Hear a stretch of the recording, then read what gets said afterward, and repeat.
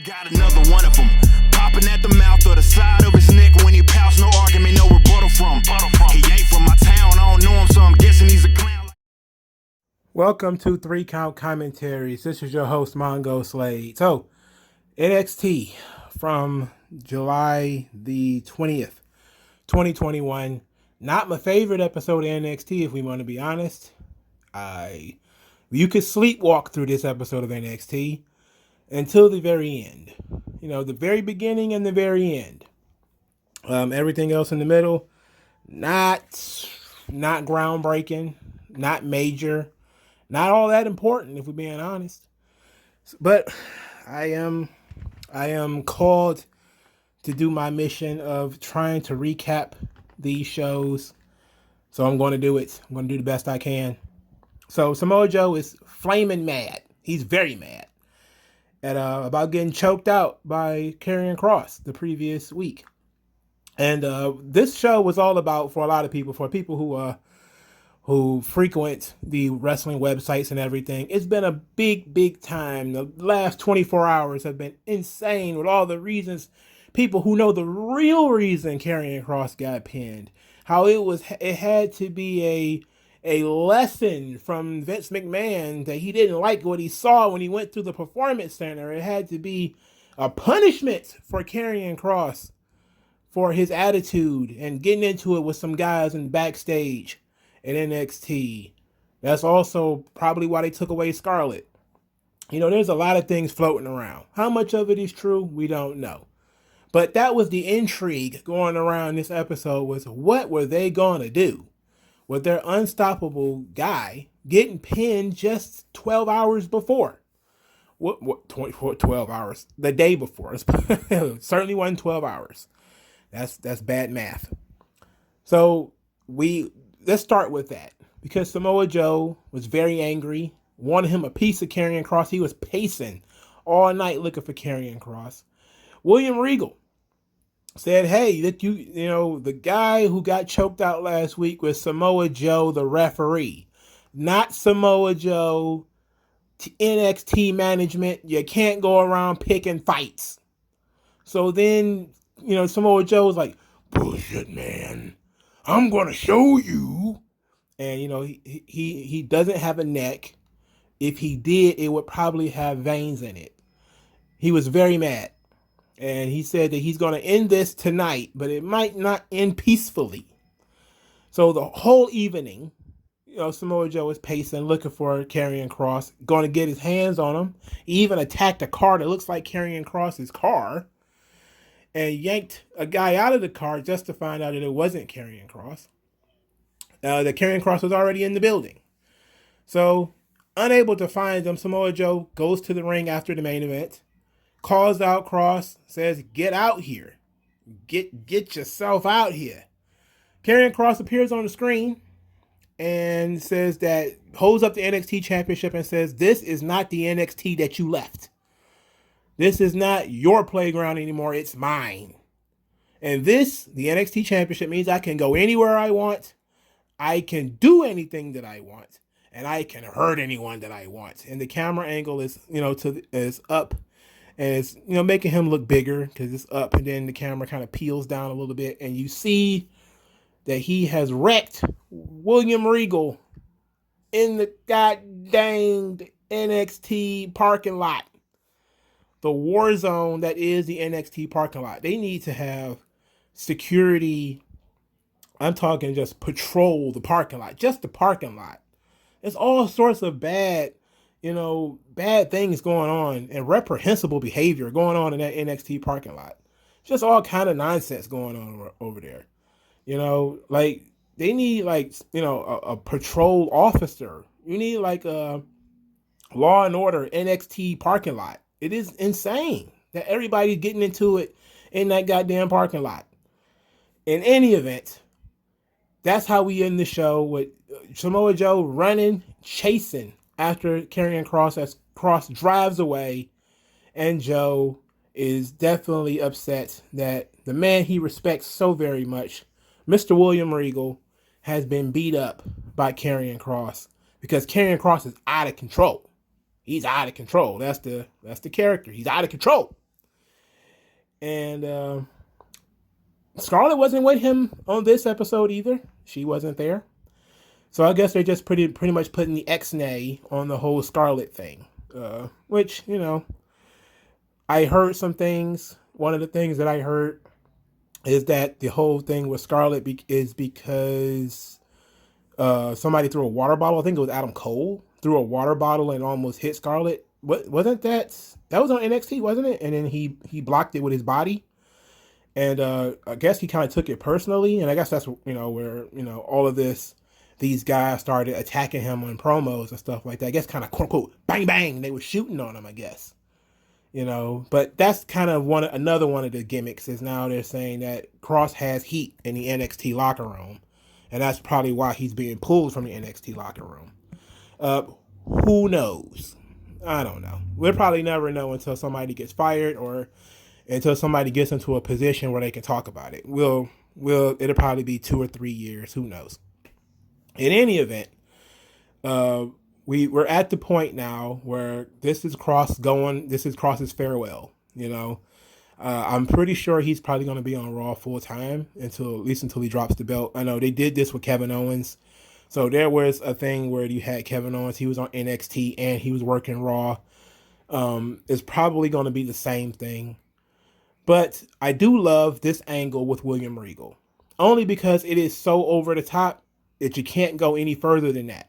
Like putting your hands on William Regal. I hate that, it was done off camera.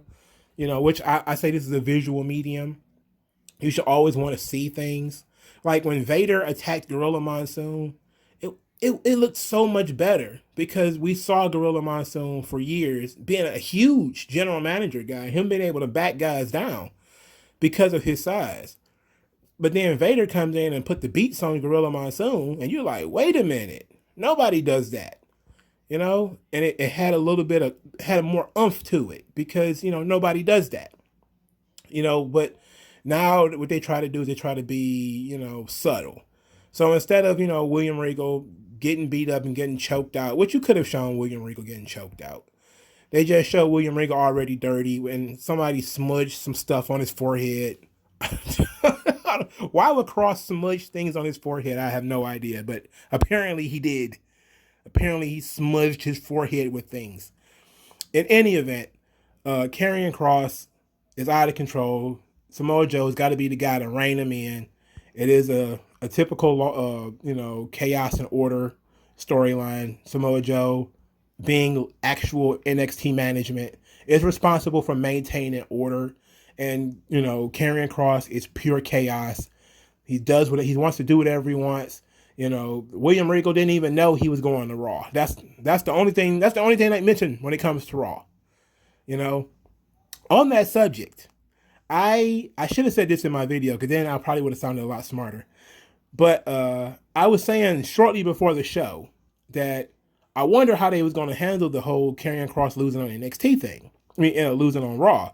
And I said Triple H should pull a Vincent Sr. and just pretend it didn't happen. And just never acknowledge it. Don't talk about it. You got your own little story that you're trying to tell with Karrion Kross using the same character. Don't acknowledge it. It is what it is. Vince Sr. did it with Buddy Rogers, right? Buddy Rogers loses to, I think it was Luthez or something like that. And Vince McMahon Sr. was like, well, they didn't see it. Washington DC didn't see it. So it didn't happen. Madison Square Garden didn't see it. It didn't happen. So even though it's not the same world, obviously, but people, when you do things, people can get over it. And they did something on this show, and it really would have been more impactful if he had actually physically attacked William Regal. Probably, bypassed a lot of that stuff. Now people are going to talk about how great this match is going to be between Samoa Joe and William Regal. And now you're going to have William Regal, who didn't want them fighting before. He's probably going to be pushing for them to fight now. Okay, so that's a good thing. I love the Cross Joe thing. It makes perfect sense. It's a great farewell for Karrion Kross. He's probably going to lose, but he's not going to lose to any of those fucking midgets that's in the locker room that, just are in the way and using NXT as a goddamn what's that? I wish I could. What's the name of that kid from Charlie Brown? Linus, the one who got the safety blanket, and he's always sucking his thumb. That's like the Garganos and the Adam Coles of fucking NXT. They got NXT as their baby, and they don't want to let it go. Fuck them. Let them have it if that's how they want to be. But I really enjoyed this. I really liked it. So let's move on to something else for a little while.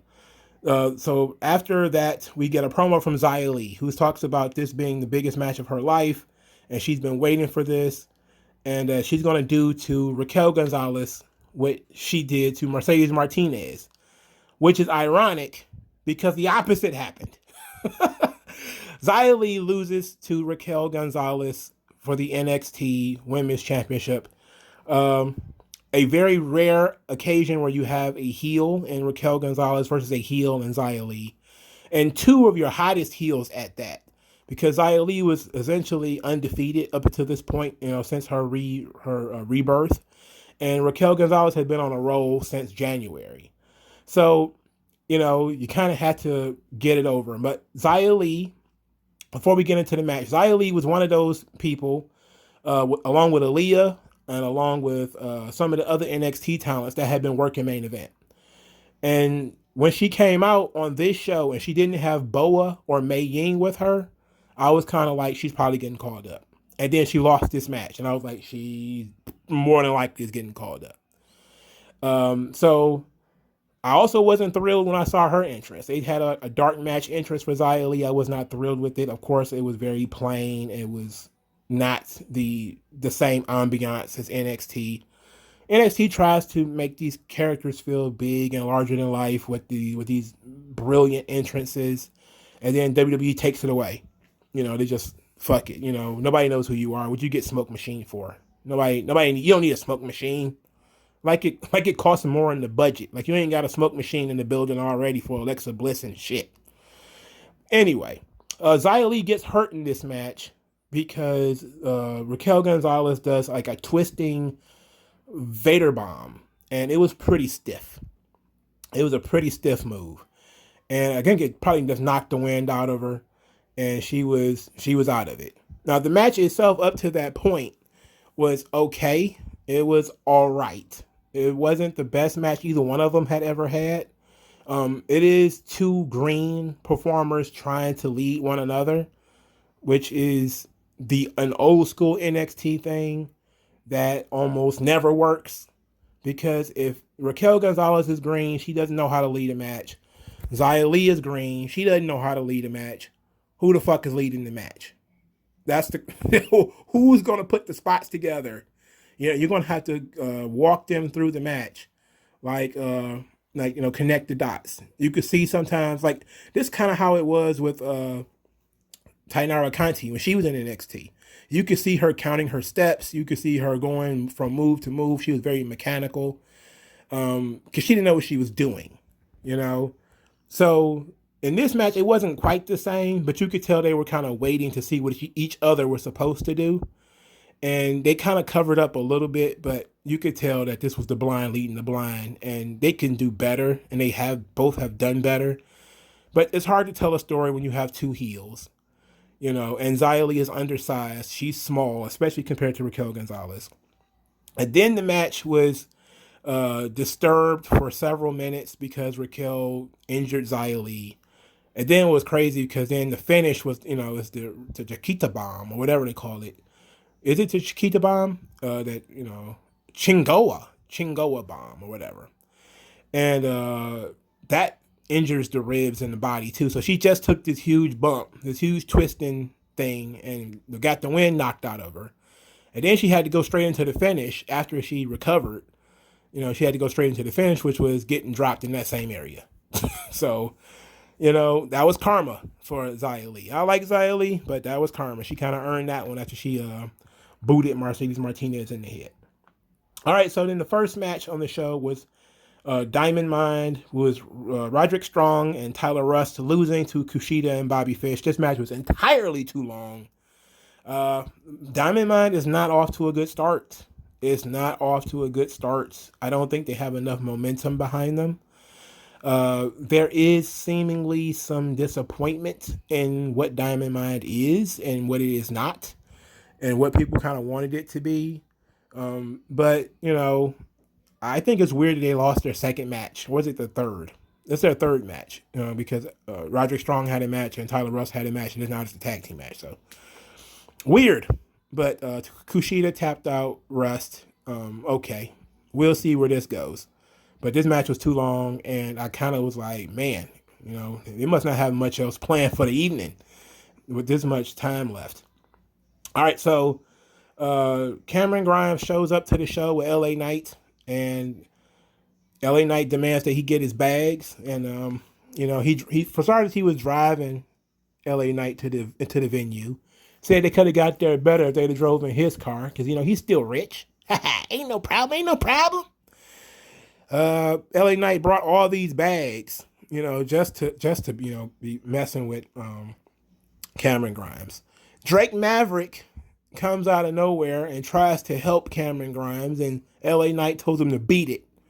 And then when Drake Maverick doesn't exactly do as told, LA Knight challenges him to a match.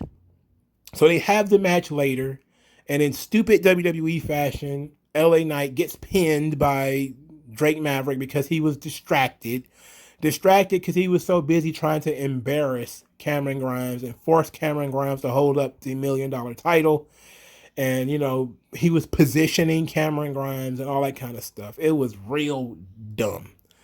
I know that you can see that WWE has the wins and losses don't matter mentality, because they never would have done this in the 90s and stuff. They never would have had matches like Ted DiBiase just randomly losing to randos.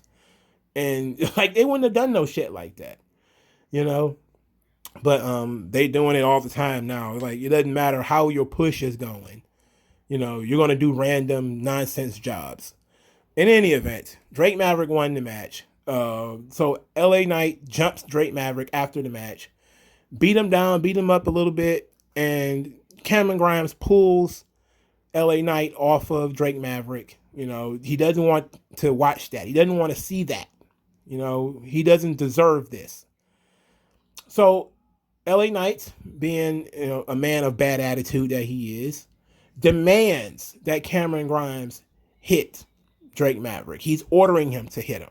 He even holds him and says, we're not leaving until you hit this man. You hit him right in the face. Punch him right in the face. That's what I want to see. And Cameron Grimes is, he's fighting. He's a man of his word. He said he was going to be his butler. He's going to say he was going to do what he's told, but this is wrong. Then he bites his lip and he does it anyway. He throws one single punch and knocks down Drake Maverick. And LA Knight soaks up that he was able to get Drake Maverick knocked out by Cameron Grimes and get Cameron Grimes, to do something dastardly. He's corrupting Cameron Grimes. This is a good thing. I love this angle. I just wish LA Knight hadn't lost, but I'm not going to hang up over it, I just think that it's stupid what they do. These things would be so much more impactful if people won. Why does Drake Maverick need to win? Where is he going? What's his trajectory? What's his future? What's his ups? No, it's dumb. But this at the end was great. Everything after the pinfall was great. Knight got his heat back immediately. He, put Cameron Grimes in this really bad situation where either he, broke his word, which, is bad for a babyface, or, you take a cheap shot, which is also bad for a babyface. It was a lose-lose situation. I would have liked to see there be consequences for him not punching him, to see if LA Knight is going to fire him or, what's going to happen, due to him breaking his word. I would have been more interested in that than the punch. But the punch itself, and because it hurt Cameron Grimes to do it, because he really didn't want to, it was very dramatic. And drama is good. Maybe we'll be able to build upon this, and maybe that's where we're going with this, is that we're going to be able to build upon Cameron Grimes being forced to do things that he doesn't want to do, as opposed to all of the butlerisms like carrying bags and cutting lawns, which he's used to doing and don't have a problem with. We see that Cameron Grimes doesn't have a problem with the traditional butler scenarios. He doesn't care because it reminds him of his grandmama, or time he spent on the farm, or he's rich, so he got this problem. He's already figured this out. But these moral conundrums where he's essentially a slave, that is where the good stuff can lie, and I'm very interested in that. All right, so we got Odyssey Jones. I have no idea what he said in his promo, but I did because I was so flabbergasted by the video package of this man in checkered gear. They literally put this guy on TV in checkered gear at one point. Man, thank God I didn't see it. Ooh, boy, I could tell you this. If I was watching 205 Live and saw a 400-pound dude in checkers, I probably would have flipped my fucking lid, deleted the Peacock, and wouldn't even be talking about this stuff right now. But Odyssey Jones is the guy that Cage Side Seats jumped out the window and said is the new Mark Henry. And they got lambasted as being racist for saying so. And then Odyssey Jones comes out wearing gear that looks straight out of Mark Henry's closet. He is really wearing some 1998 Mark Henry Nation of Domination tights. I was just kind of like, man, Cage Side Seats of all people being vindicated. That's not good. That's not good. But Odyssey Jones, and as usual, NXT is bringing in the big guy as a babyface. And so he's like a high energy babyface, but he's like, 6'4", like 380 pounds or some nonsense like that. He's like an offensive lineman. Like, why is this guy a babyface? And in any event, he wrestled Andre, what's his name? What the fuck was his name? Andre Chase, who is Harlem Bravado from Evolve. I can't believe that they fired all of these people and fucking Harlem Bravado is still there. Look, hey, some people might be a fan. Some people might be like, who the hell is that? If you never watched Evolve, you've probably never seen this guy before. But he is as plain as can be. And he's like a guy who's been around forever. But he's trying to break out, I guess. I'm like, no, we don't. He didn't get a promo either. I didn't pay attention to Odyssey Jones' promo either. In any event, the match was basically just a showcase for Odyssey Jones, who was the big guy. And he did big guy stuff, Didn't let Andre Chase take him off his feet too much. But there was a really ugly spot in this match where I was about to call him Harlem Bravado. Andre Chase jumps over the top rope. And they both go down because I keep thinking the black dude is Andre. Odyssey Jones tries to catch him. He slips and his knee kind of gives out. And I'm about to call him Harlem Bravado again. Andre Chase's head hits the goddamn floor. And I was just like, that's the last thing you need. NXT, you need somebody out there getting hurt. But they kind of bounced back from it pretty well, and Odyssey Jones wins. Big deal. Frankie Monet defeated JC Jane. JC Jane she's also in Evolve. I'm trying to remember her name, but it's right on the tip of my tongue. But I lost it. I don't remember who she was, but I do remember she was in Evolve. Jesse Kamea and Robert Stone was with Frankie Monet, but this match was pointless because we could have talked about this. Speaking of big dudes, you got Bronson Reed, who said he's going to be challenging Adam Cole in 2 weeks or next week or something like that. Says he can't have a negative mindset, and they consider Adam Cole to be the best, so why not fight the best? Bronson Reed was another one of those people, I guess, that was called in to do dark matches for Vince.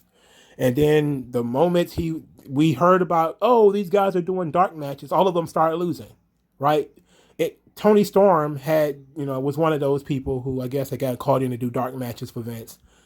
Her match with Saray got pulled. Xia Li was one of them. She just got beat. Bronson Reed was one of them. He lost the North American title. So I'm guessing they're just preparing all of this mass exodus, which is very necessary, by the way. NXT has been overfull for a long time. They need a mass exodus. So I guess Vince is just pulling people and telling Triple H, hey, you got 2 weeks with this guy. You got 3 weeks with this guy.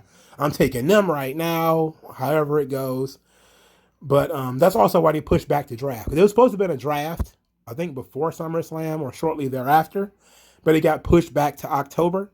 And I'm guessing because they was doing all these mass call-ups and stuff like that right now. But they should have been doing mass call-ups a long time ago. Unfortunately, the people who should be getting called up are the people who are not being called up because they're scared to leave.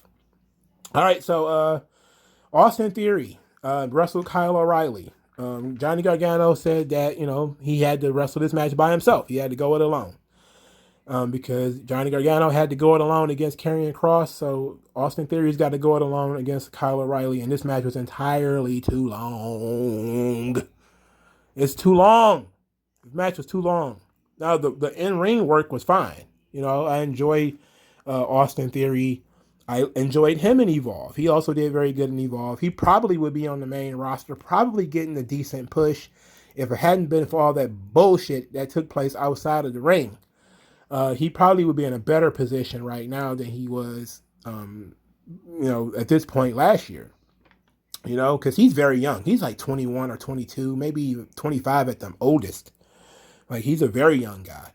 Him losing to Kyle O'Reilly is like, so what? But it took us too long to get there, and it wasn't enough heat. And I don't like the idea of, I get into it with you in the hallway and we're going to fight tonight. It's like, that's one thing AEW does a little bit better is they kind of have a full slate of things that are already prepared. And anything that happens on this show is pushed back to the next show. Because that's classic wrestling 101. WWE is obsessed with, you don't know what the card is walking in. You don't know what's going on. And you don't know what to expect. Because anything can happen in the World Wrestling Federation. It's nonsense. So we get the Mariachi Madness, which turns into Santos Escobar, saying he's not going to lower himself to entertain us because we don't deserve it. And it says that Hit Row embarrassed themselves and, embarrassed themselves and their cabrons. He's not going to do that. He wants to win the North American Championship, and I say Santos Escobar deserves all things. The guy is too good. He is too good. He deserves everything. He should be the NXT champion, if we're being honest. Then Hit Row come out, and now they're the baby faces after being heels and cheating to beat Bronson Reed. That was literally like 2 weeks ago. They're the baby faces now because Santos Escobar is so well disliked by the audience. They cut some promos. Top Dollar did some rapping. Top Dollar's rapping needs to stop. Stop it. But I did enjoy Swerve, who said that he's going to make Santos his bitch. And then in 10 years, the apple is not going to fall far from the tree. Which should have put Santos Escobar into a bit of a rage. Because he was talking about his son, who I think is like 12. At least he gave him 10 years. But in any event, it makes sense. And, everybody gets in the ring. And then there's, of course, the big brawl. Everybody's fighting, and Legado del Fantasma, they're the heels, so they get beat up. And Swerve is swinging a guitar, and he ended up hitting Joaquin Wilde with the guitar. And people really like Swerve, and people really like Hit Row, so it made sense to just go with it. From Triple H's perspective, Hit Row is very popular. Just go with it. Personally, I don't like the rap promo that Top Dollar does. I think he should just cut promos and save the rapping for something else.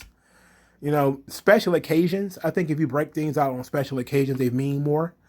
Then I gotta write a rap for every week. That's got to be a pain in the ass. He's probably putting in more effort on promos than just about anybody, because he has to spit his own promos every week. So we get Candice LeRae. I should have did the whole the way thing together. But we started, of course, with Johnny Gargano telling Austin Theory he has to wrestle Kyle O'Reilly by himself. He wrestles Kyle O'Reilly by himself and loses. He's really dejected about losing. And he's sitting there watching the family argue. Johnny lost to Karrion Kross and is pretty down on himself. Candice is chewing everybody out for their failures, and, Indy Hartwell for her lusting over Dexter Lumis. Indy Hartwell is, kind of cracking sideways jokes about, hey, whoever wants to kiss Dexter Lumis, he needs to just be able to kiss Dexter Lumis. And then they get to arguing, and Austin Theory, the poor sweetheart that he is, just walks away. He just walks away all sad while Candace and Indy and Johnny are arguing. So the family is falling apart. The family is falling apart. And you know what? It's, maybe if this means Austin Theory is going to get a second run on the main roster and he's going to, or he's just going to separate and start doing his own thing and stop being a J Brown, then this is all for the best. I don't know what you do with Indy Hartwell. She's still very green.